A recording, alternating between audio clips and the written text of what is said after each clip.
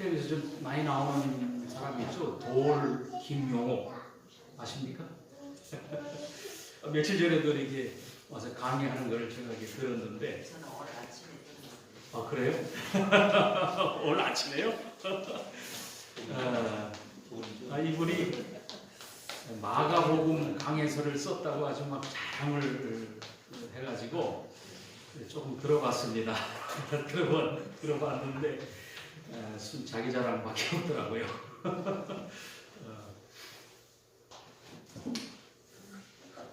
이분들이 예수님을 볼 때에 예수님의 한쪽 면만 자꾸 보려고 그래요. 예수님의 그 인간적인 면.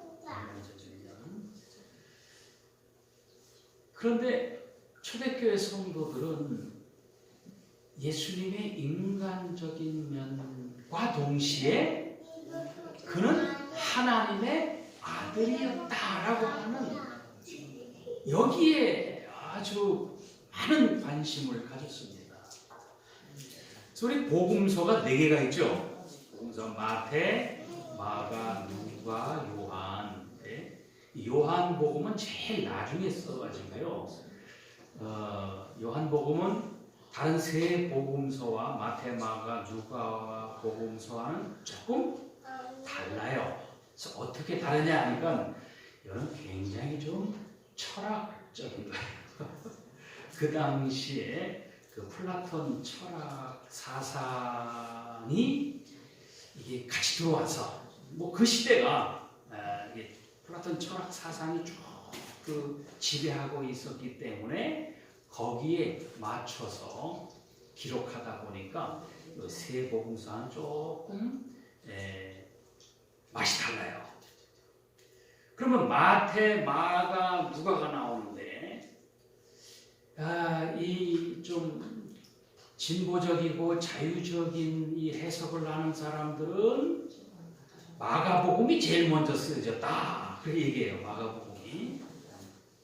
마가복음은 굉장히 간략합니다. 군더더기가 없어요. 그리고 예수 그리스도의 복음의 시작이다. 이렇게 기록하고서 바로 침례 요한부터 나옵니다. 예수님이 침례받는 사건부터 나오고 예수님의 어린 시절은 기록하지 않았어요. 마가복음은 그래요. 근데 마태복음은 예수님의 동정녀 탄생을 자세하게 기록하고 있죠. 그리고 또 누가복음은 더 자세하게, 누가는 더 자세하게 기록하고 있습니다. 누가가 왜 이렇게 자세하게 기록했냐면은 누가는 데오빌로라고 하는 모르는 사람이에요. 우리가 잘 모르는 사람인데 좀 높은 사람인 것 같아요. 이 데오빌로라고 하는 사람에게 자세하게 편지를 써주는 거예요. 예수님의 탄생부터 바울이 로마에 가기까지의 과정을 아주 자세하게 편지로 써서 보내는 거예요. 그래서 편지 1편이 누가복음이고요. 2편은 사도행전이에요. 이 누가가 누구냐? 누가는 바울과 함께 전도 여행한 사람이에요. 바울의 제자라고도 말할 수 있습니다. 바울의 동역자예요. 그러면 이 사람은 예수님에 대한 경험이 있어요? 없어요? 없다는 거죠. 근데 없는데 어떻게 써요? 많은 사람들이 예수님에 대해서 나도 한번 써봐야 되겠다고 하는 사람들이 꽤 있었어요. 그럼 이 사람들이 예수님의 이 일생 또 사건을 기록해 나간다면 그냥 소설 쓰겠습니까? 아니겠죠. 뭐가 있어야 돼요? 자료가 있어야죠. 그래서 여러 사람들이 자료를 모아가지고 써내려갔는데 다 쓴 사람도 있고 마치지 못한 사람도 있고 여러 사람들이 있어요. 그래서 누가도 나도 자세하게 좀 알아봐야 되겠다 해서 이 이야기들을 수집해서 누가복음을 기록했습니다. 그냥 기록한 것이 아니라 데오빌로라고 하는 이 새로 믿은 사람에게 당신이 믿은 이것이 더 확실한 근거, 이런 것들을 제가 이렇게 좀 제공하겠습니다 라고 하면서 쓴 거예요. 그래서 상당히 자세하게 기록되어 있습니다. 그리고 또 마태복음이나 이런 데 없는 것도 기록이 되어 있어요. 그가 사도행전을 기록했을 때에는 그가 로마로 갈 때에도 같이 동행했어요. 그래서 풍랑도 같이 만났어요. 그러니까 누구보다도 바울에 대해서 가장 잘 아는 사람이 누가예요. 누가. 그러면 이 누가가 기록할 때에 거짓말을 섞겠어요? 상상할 수가 없습니다. 그런데 이제 마태복음과 누가복음을 제가 번역하면서 쭉 이렇게 비교해 보면은 이분들이 자료를 그냥 베껴 쓴 것이 아니에요. 똑같은 사건이잖아요.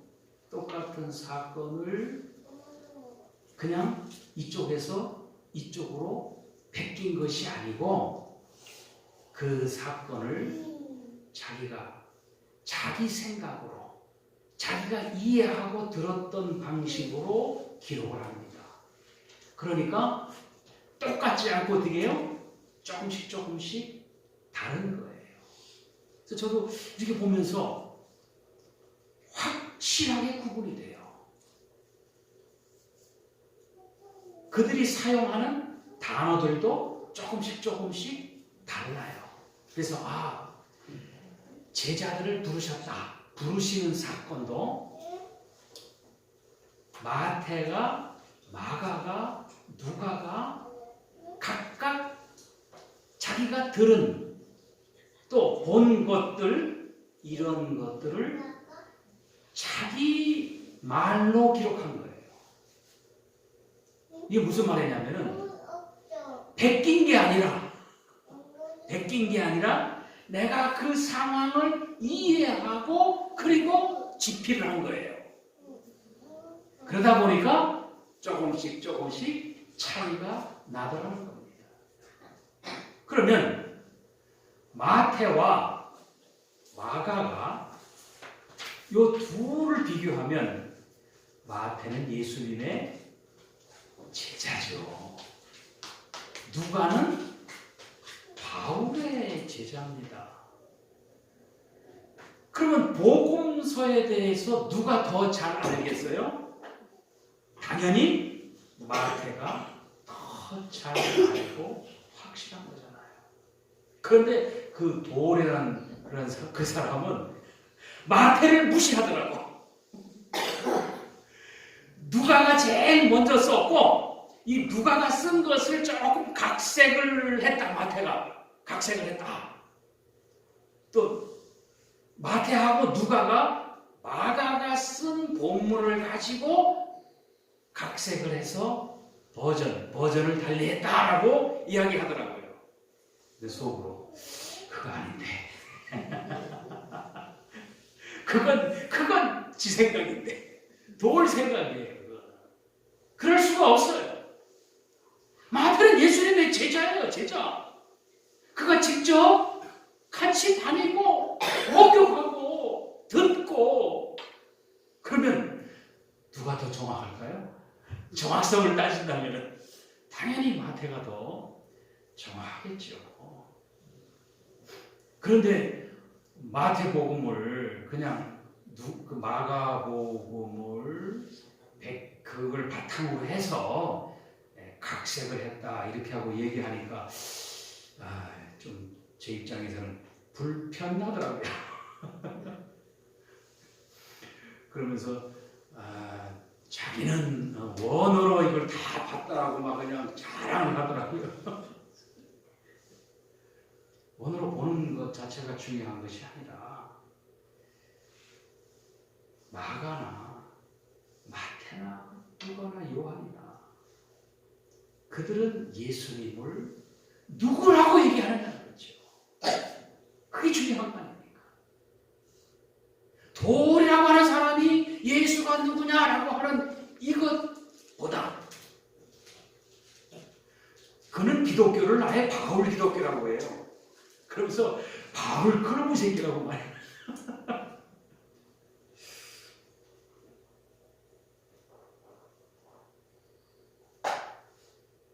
초대교회 성도들은 예수님을 하나님의 아들로 고백을 했습니다.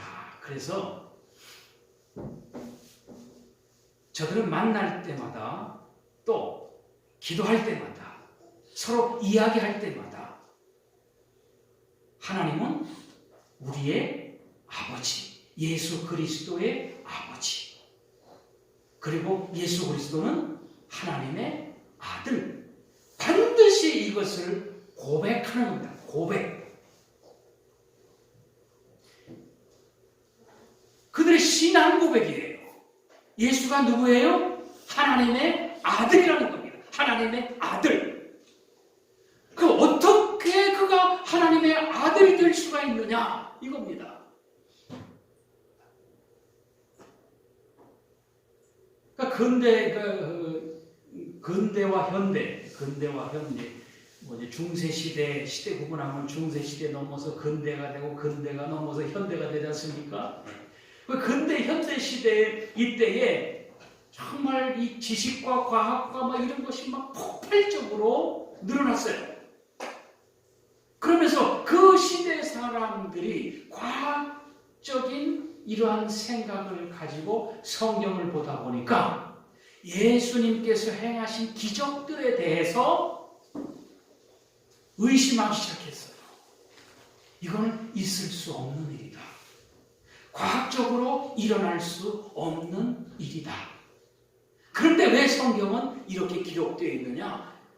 그것은 하나의 신화다. 신화. 벌써 오래전에 우리 기독교가 우리에게 들어오기도 전에 유럽에서는 그 문제로 아주 많이 싸웠습니다. 그래서 성경에서 기적을 다 빼버리는 거예요. 기적을 빼버리고 읽자는 거예요. 그럼 뭐가 남아요, 그럼? 남는 게 뭐가 있습니까? 예수님께서 물 위를 걸으셨다. 이건 말도 안 돼, 이건 신화적인 이야기야. 폭풍을 명령하니까 폭풍이 그냥 잠잠해졌다. 이건 다 신화적인 이야기라는 거예요. 예수님께서 죽은 자를 살리셨다? 어떻게 이러한 일이 있을 수 있느냐? 이러한 이야기는 다 빼버리자.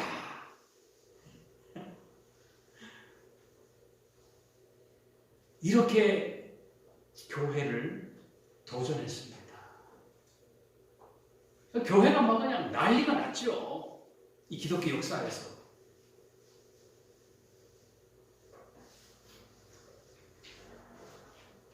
그러나 아니다. 우리의 이 전통적인 신앙을 지켜나가야 된다. 그러면 저들의 논리하고 어떻게 싸워야 되느냐라고 하면서도 한편에서는 그 논리를 방어하고 한편에서는 완전히 성경을 갈기갈기 찢어냈어요. 그럼 그런 성경을 다 찢어내면 우리는 뭘 믿어요? 믿는 게 뭐가 있습니까? 결국은 남는 것은 인간밖에 없어요. 우리가 정신 차리고 올바르게 살자. 그거예요. 그러나 복음서에서 예수님이 강조하고 제자들이 강조한 게 뭡니까? 오늘 요한복음에서도 이 요한이 지금 한 편의 설교를 쓰면서 예수님께서 강조해 주신 것을 기록하는데, 내가 이 세상에 왜 왔느냐? 아버지의 뜻을 행하러 왔다. 아버지의 뜻은 나를 믿는 자를 영생케 하는 거예요. 영생을 주는 거예요. 내게로 오는 자 한 사람도 잃어버리지 아니하고 마지막 날에 내가 그를 다시 살리는 것, 나는 이것을 위해서 이 세상에 왔다라고 이야기하는 거예요. 예수님이 세상에 왜 왔어요? 우리를 살리기 위해서, 우리에게 영원한 생명을 주려고 세상에 왔다는 거예요. 이걸 빼버리면 남는 게 뭐가 있어요? 그러면 예수님께서 부활하신 것, 저들은 믿어야 안 믿어요? 그냥 환상입니까? 예수님에 대한 신합니까? 사도 바울이라고 하는 사람이 감히 자기가 사도라고 얘기해요. 왜 사도라고 얘기합니까? 나도 예수님 만났다는 거예요. 부활하신 예수님이 만나서 나에게 말씀을 주셨다는 거예요. 그래서 자기는 사도라는 겁니다. 그러니까 주변 사람들이, 야, 네가 왜 사도야? 사도는 그 12사도, 예수님과 함께 다녔던 그 사람들이 사도고, 그 가룟 유다는 떨어져 나갔고, 마띠아를 뽑아가지고 붙여서 그 사람이 12사도지. 왜 당신이 사도냐 이거예요. 그 사도권에 대해서 초대교회도 옥신각신했어요. 그럼에도 불구하고 바울은 편지 쓰면서 나는 하나님께로부터 부름받았다. 예수 그리스도에 의해서 사도로 부름받았다라고 편지 쓸 때마다 나는 사도다라고 아주 그냥 큼직하게 쓰는 거예요. 그가 부활하신 예수 그리스도를 만났단 말이에요. 그의 명확한 경험, 그는 이 예수 그리스도를 만난 것에 대해서 곳곳에 다니면서 증언합니다. 또 누구 앞에서 증언했느냐?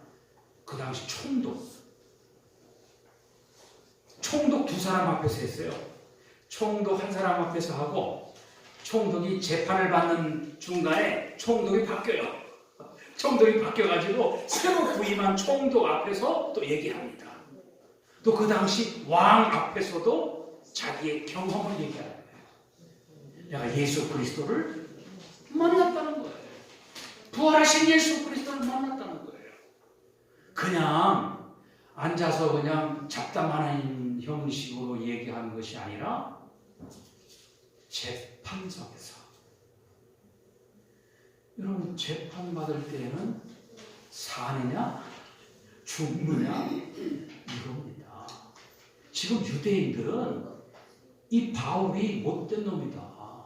우리의 전통 신앙을 파괴하고 하나님을 모욕하는 놈이다. 그러니 이놈은 사형에 처해야 된다. 아니면 그냥 죽이려고요. 얼마나 저들이 막 혈안이 되는지 몰라요. 그 재판받는 과정 속에서도 작당하는 거예요. 어떤 사람들은 바울을 죽이기 전에는 음식을 먹지 않겠다. 그리고 저주의 선언을 했어요. 저주의 선언. 이 저주의 선언은 뭐냐면, 바울을 죽이지 않으면 그 저주를 우리가 받겠습니다 하는 게 이 저주의 선언이에요. 그러면서 재판받는데 왔다 갔다 하잖아요. 왔다 갔다 하는 그 시간을 보내려고 일부러 사람들을 보내가지고 이 바울을 좀 재판 여기서 받지 말고 이쪽에서 좀 받게 해달라. 그래서 이쪽으로 가는 사이에 자기들이 숨어서 죽여버리겠다. 이런 상황이에요. 이런 상황 속에 제가 거짓말했습니다. 제가 잘못했습니다. 그러면은 용서가 돼요. 그런데 그는 전혀 그럴 생각이 없죠. 내가 경험하는 것은 너무나 분명하고 확실하고 또 그 예수 그리스도를 만난 후에 그 3년 동안 아라비아 광야에 가서 기도하며 말씀 연구에 3년 동안 보냈어요. 그러면서 그 속에서 이 구약 성경 말씀 속에서 예수 그리스도는 구약 선지자들의 예언의 말씀대로 예언한 대로 이렇게 오셨고 그리고 우리의 죄를 위해서 십자가에 죽으셨구나. 그 예수 그리스도의 죽으심은 우리 죄를 용서하는 사죄의 죽음이었다라고 하는 이 진리를 발견하게 되고 이것을 전한 거예요. 사람이 죽었다 다시 살아나고 막 이런 얘기하니까 총독하고 왕이 뭐냐, 너 좀 이상하다. 뭐 공부 많이 하더니 머리가 어떻게 된 거 아니냐? 라고 얘기해요. 그러니까 바울이 뭐라고 그래요? 왕이요, 내가 지금 이렇게 갇혀 있는 것 외에는 나와 같이 되기를 원합니다. 당신도 믿으시라는 거예요. 이건요, 삶과 죽음 앞에서 거짓말 할 수가 없어요. 그런 이 증언을 위해서 자기의 목숨까지도 내놨어요. 예수 그리스도가 누구라는 거예요? 하나님이 보내신 자. 하나님이 보내신 자. 바울은 분명히 얘기하는 거예요. 하나님 보내셨다. 그리고 제자들은 하나님의 아들이었다라고 얘기하는 겁니다. 그래서 요한복음 2장에서도 물을 포도주로 만드는 사건이 있잖아요. 그 사건을 일으키고 난 후에 뭐라고 코멘트합니까? 해설을 하기를 그는 하나님의 아들이었다 라고 고백하는 거 아닙니까?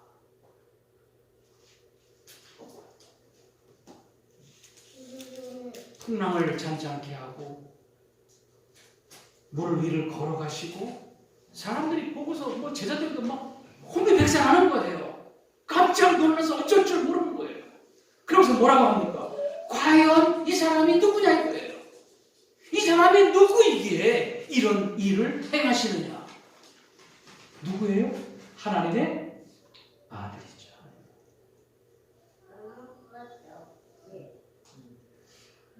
예수님께서 오병이어의 역사를 일으켰습니다. 5,000명을 먹였다고 하니까 누가 사 먹인 거 아니냐?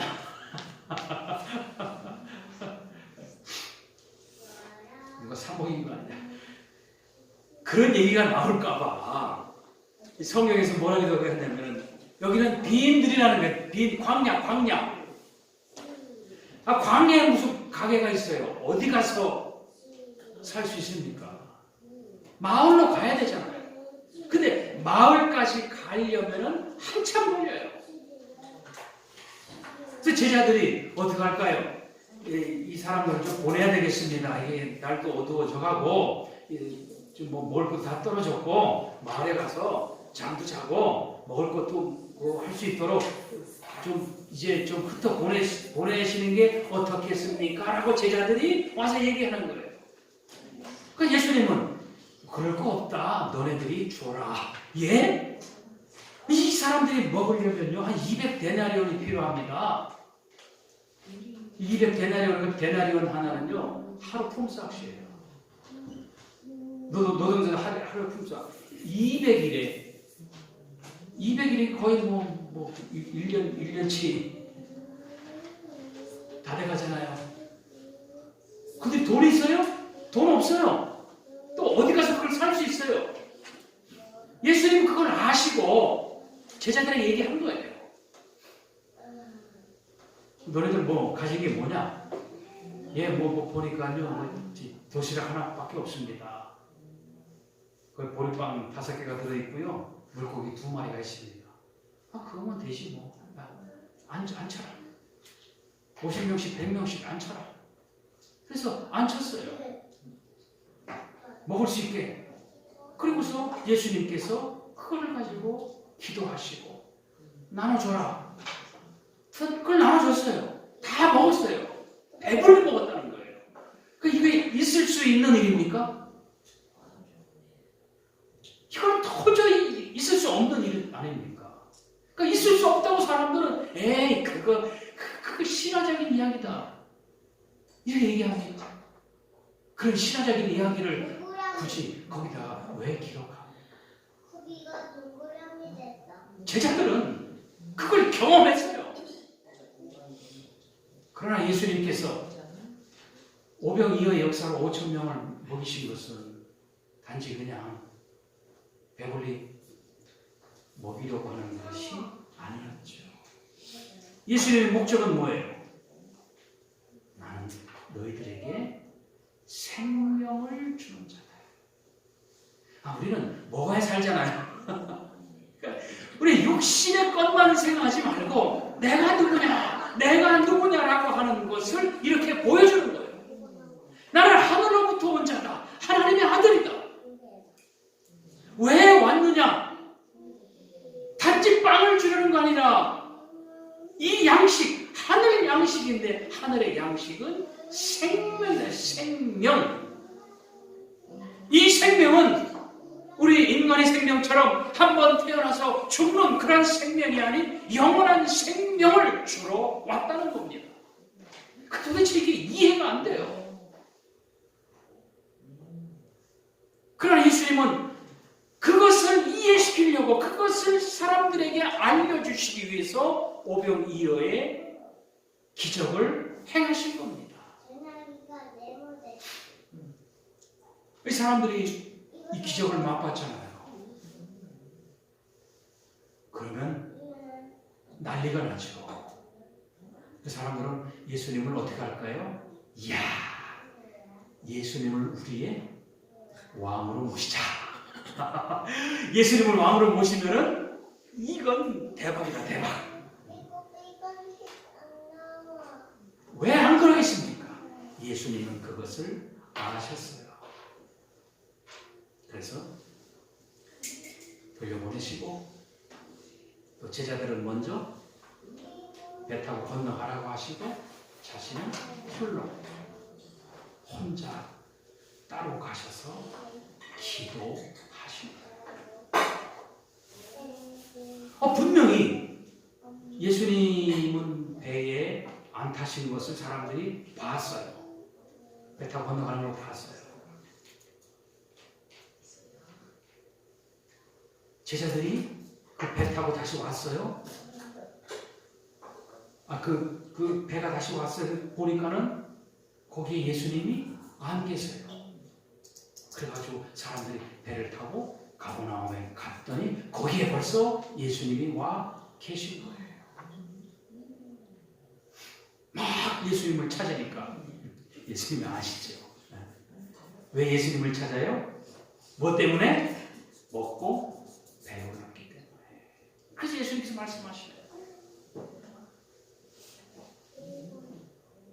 썩는 양식 그거 말고 하늘 양식, 하나님이 주시는 양식, 그것을 위해서 일하라. 그게 뭡니까? 무슨 일을 해야 합니까?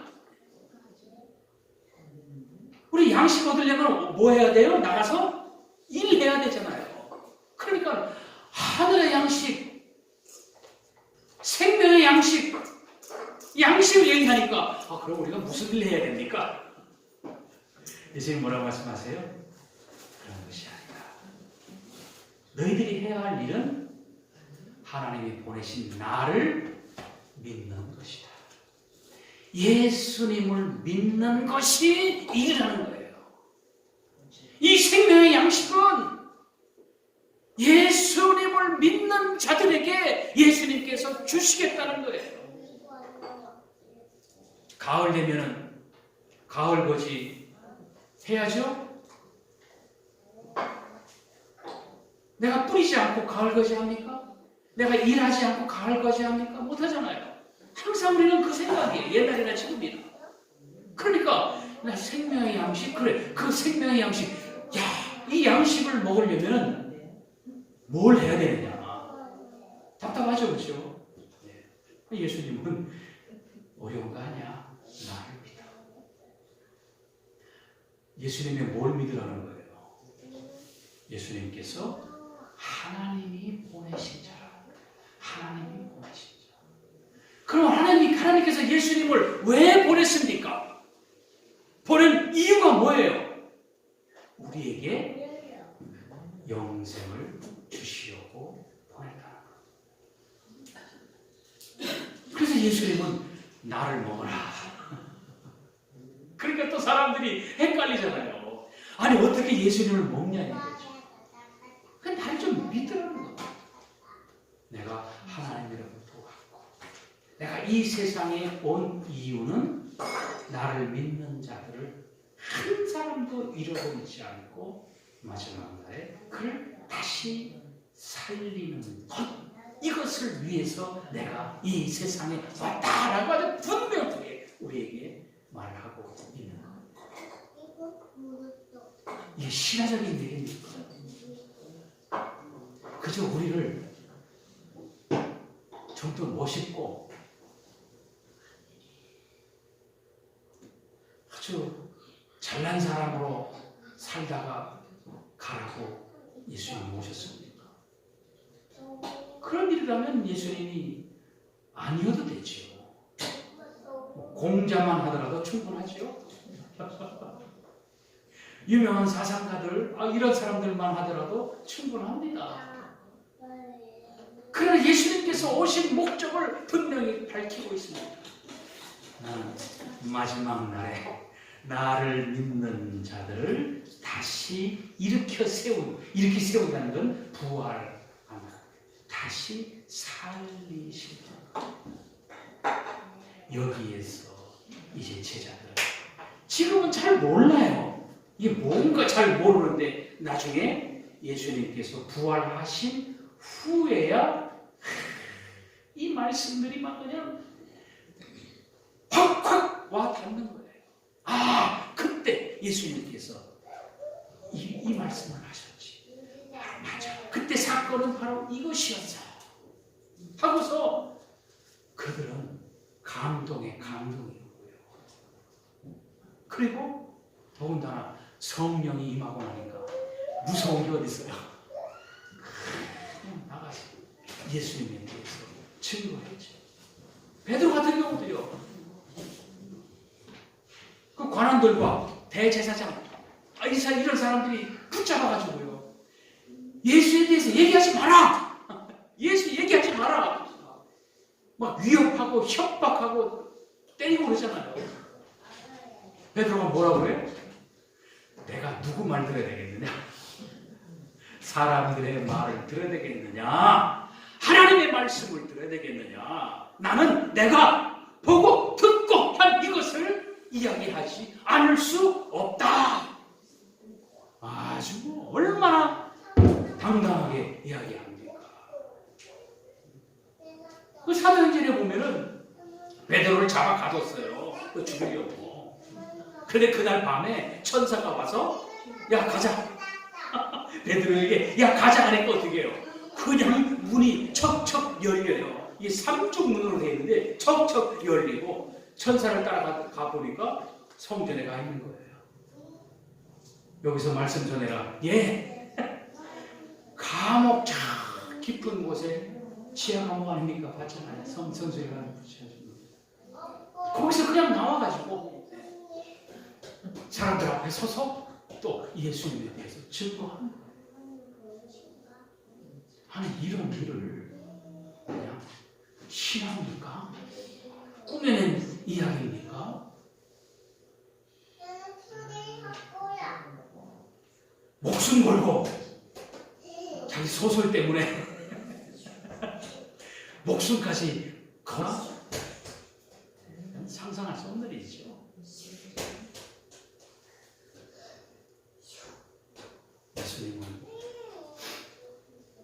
우리가 이해하지 못하지만 하나님께서 나를 보내셨다. 그리고 제자들은 하나님의 아들이셨다. 예수님이 십자가에 돌아가시는 그 사건, 마지막 그 사건들을 다 목격한 군인이, 백부장이 뭐라고 고백합니까? 그는 과연 하나님의 아들이었다. 그 십자가의 그 사건을 목격하고서 되어진 일들을 보고서 이방인도 고백하는 거예요.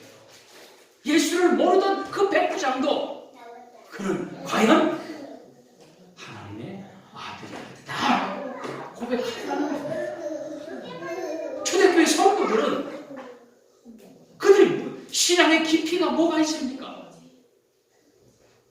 무슨 신앙 고백합니까? 하나예요. 하나님은 우리의 아버지시요, 예수 그리스도의 아버지시요, 예수 그리스도는 우리의 주님이시다. 그런 하나님의 아들이셨다. 이 고백하는 거예요. 이 고백은 2000년이 지난 지금도 우리가 고백하는 거예요. 우리가 무엇을 고백합니까? 예수 그리스도는 하나님의 아들이시다. 그분이 세상에 오신 것은 믿는 자들을, 예수 그리스도를 믿는 자들을 그리스도께서 마지막 날에 다시 살리신다. 이걸 믿는 거예요. 다시 뭘 믿습니까? 예수 믿습니까? 예수 믿는 게 뭐예요? 예수 믿으면 부자 돼요? 잘 돼요? 그게 아니고요. 내가 예수 그리스도를 믿음으로 예수님은 마지막 날에 나를 다시 살리십니다. 할렐루야. 이걸 우리가 믿고 고백하는 겁니다. 마지막 날이 있다는 거예요. 심판의 날이 있다는 겁니다. 그 심판의 날에 우리는 심판받지 아니하고 그날이 우리는 부활의 날이 된다는 것입니다. 이것은 믿음의 영역입니다. 과학자들이 증명하는 영역이 아니에요. 믿음의 영역입니다. 그 믿음은 적어도 2000년 전에 갈릴리에 사셨던, 예루살렘의 십자가에 돌아가셨던 예수 그리스도를 신뢰합니다. 그분의 제자들을 신뢰합니다. 초대교회 성도들의 그 신앙 고백을 우리는 신뢰할 뿐입니다. 증명하라고 그러면 저도 증명할 수 없어요. 여러분도 증명할 수 없어요. 그러나 나는 바울을 신뢰합니다. 베드로를 신뢰합니다. 요한을 신뢰합니다. 그가 기록한 그 말씀들을 신뢰하고 그래서 예수 그리스도를 믿고 마지막 날 부활할 것을 믿습니다. 아멘. 예수 그리스도가 생명의 양식입니다. 그분을 먹읍시다. 그분을 먹는다고 하는 것은 우리가 식인종이 되는 게 아니라 예수 그리스도를 믿는 겁니다. 생명의 양식 되신 그분을 믿는 것, 그것이 바로 그분을 먹는 것이고 그분과 하나가 되는 것이고 그분의 부활처럼 우리도 함께 부활을 믿는 겁니다. 할렐루야. 기도하겠습니다.